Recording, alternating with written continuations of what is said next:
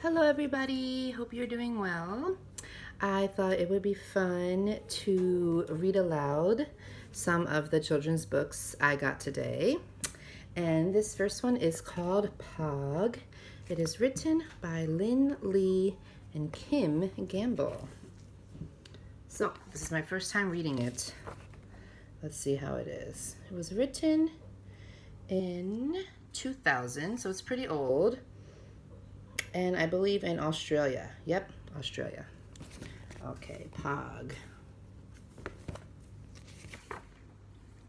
Pog lived with his mom, who was as busy as a dung beetle, and his dad, who was often away on mysterious business. There was baby Bedlam, who didn't do much of anything yet, and Nana, who sat and talked to her pet pot plants. And there was Big Brother Vandal. I'll move back a little so you can see the pictures. Pog was as brave as a bathtub full of sharks. He was afraid of nothing. Well, nothing very much. It was only at bedtime, when shadows play tricks on the eyes, that Pog grew nervous. "Better check under the bed for children," crooned Vandal, and he softly laughed his wicked laugh. "I'm 2 meters tall and older than I have ever been," said Pog. "I'm not afraid of anything." But he was. He was very afraid of children. Every night he checked carefully under his bed, inside the toy box, and behind the door. Then he would sneak up to his wardrobe and wrench the door open. Everybody knows that's where children like to hide most. He kept his nightlight on and pulled the covers up tight under his chin until he fell asleep. When he woke up in the morning, he bounced out of bed, full of bed bugs. He had made it through another night. When Pog started school, he had to walk with Vandal. "I am 2 meters tall and older than I have ever been. I can walk to school by myself," Pog said to his mom. "Not yet," she smiled.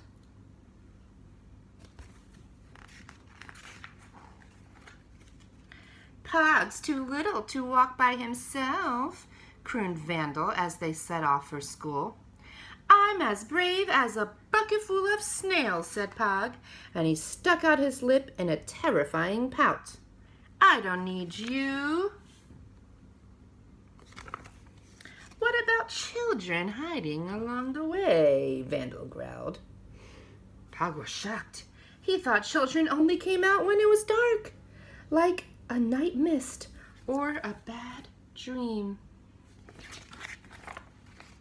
Vandal grinned his wicked grin. "They wait in the bushes until a little monster comes wandering alone," he said. "Then they leap out and pack you in a sack and drag you away. So stick with me or you'll be in trouble." Pog stuck with Vandal all day. On their way home, they heard a whimpering and wailing, a groaning and moaning. Pog stopped. He grabbed Vandal. "It's children!" squeaked Pog. "Children in the bushes!" "Don't be stupid," growled Vandal. "There's no such thing." Vandal parted the bushes, and there, stuck among some thorny branches, eyes wide and wet, nose red and running, and mouth open in a black, high-pitched wail, was a child. Vandal went white with shock. He shook with fear. Then he fled down the road without looking back. Pog thought he must be dreaming. He stood and looked at the child. It was so small, so sad, and so damp that he couldn't be afraid of it. "Who are you?" asked Pog. "What's wrong?" "My name is Tom, and I'm having a bad dream, and I can't wake up," said the child. Pog thought about this. "You had better come home with me," he said. The family was flummoxed when Pog turned up with Tom. Mom cowered in the corner, clutching Bedlam to her breast. Dad thought Tom was a nightmare and tried to catch him in his net. Nana told Tom to get back to his pot. She thought he was a plant. And Vandal stood quivering and quaking, shivering and shaking. Pog said, "He has to stay. I have to dream him away." Pog went to bed early that night. He didn't check under his bed or inside the toy box or behind the door. Instead, he told Tom to sit in the wardrobe. Everybody knows that's where children hide, ready to jump out and scare little monsters, explained Pog. Pog fell asleep. He dreamed of children.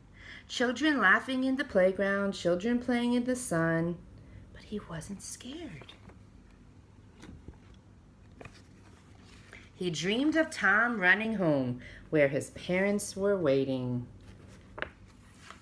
When Pog woke up next morning, he jumped out of bed, full of bedbugs. He opened the wardrobe door. Tom was gone. Pog was as brave as a barrel full of worms. "I am 2 meters tall and older than I have ever been," he said, and he was never ever afraid of anything again. Well, not very much. You can see a little teddy bear there.